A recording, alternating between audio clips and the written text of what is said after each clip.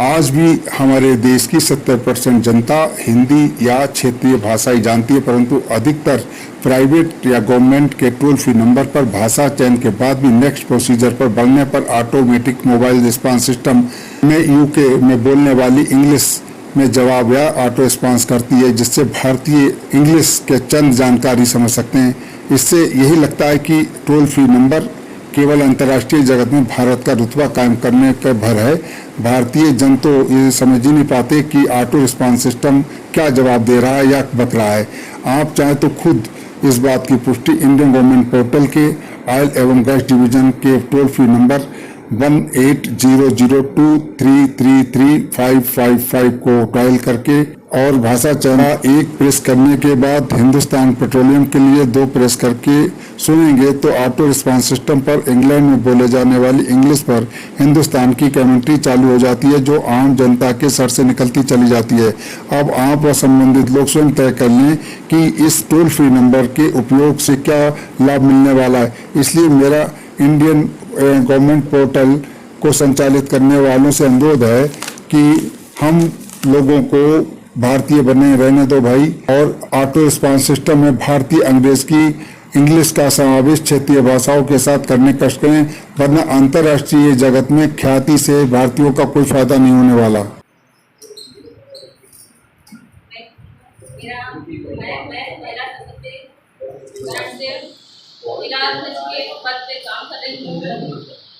हमारी आप लोगों से विशेष ज्यादा ये कि आप लोगों ने हमें अपना इतना कीमती टाइम दिया, इसके लिए आप लोगों को बहुत बहुत धन्यवाद। और हम इस बात के लिए आप सबका आभार व्यक्त करते हैं। हमारी महिला सशक्तिकरण ये हमारी नहीं है, ये आप सबकी है। इसे हम सबको आगे बढ़ाना है। इसमें हमारे सामाजिक जो कार्य हैं, जैसे कि हमारे शादी वाले बच्चों के लिए या पढ़ाई लिखाई के लिए बच्चों के लिए सुविधा मिलेगी, और इसमें जिसकी पेंशन नहीं है, जो पेंशन योग्य है, उनकी पेंशन का काम भी हमारे महिला सशक्तिकरण संस्था करेगी। और सबसे ज़्यादा आज यहाँ पे दहेज का सिलसिला चल रहा है कि हम लोग ऐसे हैं कि हम लोगों के पास दहेज के लिए पैसे नहीं होते, और हमारी बहन बेटी प्रताड़ित होती हैं, जिसके लिए हम लोग अगर इसी तरह से दबे रहेंगे तो हमारी बहन बेटी हमेशा पीछे की तरफ ही रहेंगी, प्रताड़ित होती रहेंगी, और हम आप कुछ नहीं कर पाएंगे, क्योंकि हमारे पास दहेज के लिए पैसे नहीं होते। तो जब हम शासन प्रशासन का भी हम अगर सहारा लेते हैं तो उसमें क्या है कि हमें वहाँ पे भी पैसों की जरूरत पड़ती है। तो हम आप सभी बहनों से भाइयों से यही गुजारिश करते हैं कि आप हमारी महिला सशक्तिकरण संस्था को ज़्यादा से ज़्यादा ज्वाइन करें और आगे बढ़ाएं, जिससे हम लोग आगे की ओर बढ़ सकें। धन्यवाद।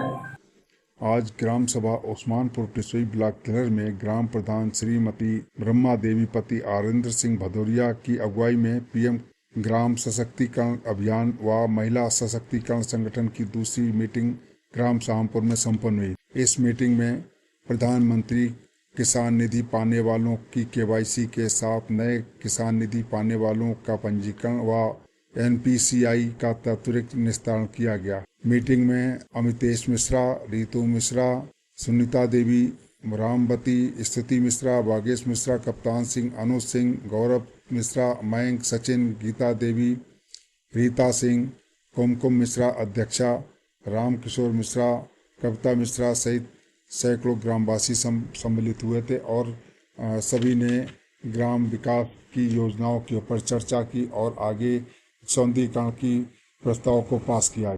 सब समाज हिताय मोर्चा के कार्यकर्ताओं ने सोमवार को जनहित से जुड़ी समस्याओं के निस्तारण के लिए नगर निगम कार्यालय परिसर में धरना दिया। अपर नगर आयुक्त AK सिंह को ज्ञापन दिया, जिसमें कहा गया कि मोहल्ला बिजलीपुरा में 300 मीटर इंटरलॉकिंग के लिए काफी समय से मांग की गई, लेकिन कोई ध्यान नहीं दिया जा रहा है। कई गलियों में स्ट्रीट लाइटें न होने के कारण अंधेरा रहता है। पेयजल समेत कई अन्य समस्याओं का निस्तारण के लिए भी निगम के अधिकारी ध्यान नहीं दे रहे। अपर नगर आयुक्त ने भरोसा दिलाया कि जल्दी समस्याओं का निस्तारण करा दिया जाएगा। इस मौके मौके पर मोर्चे के अध्यक्ष मोहम्मद नबी, मोहम्मद अजीम, नाजिम लईक आदि मौजूद रहे और भी बहुत से कार्यकर्ता मौजूद रहे। उमेश प्रताप सिंह ने राजकीय औद्योगिक प्रशिक्षण संस्थान रोजा, ITI व सेंट एचएन इंटर कॉलेज स्थित प्रशिक्षण केंद्रों का निरीक्षण किया।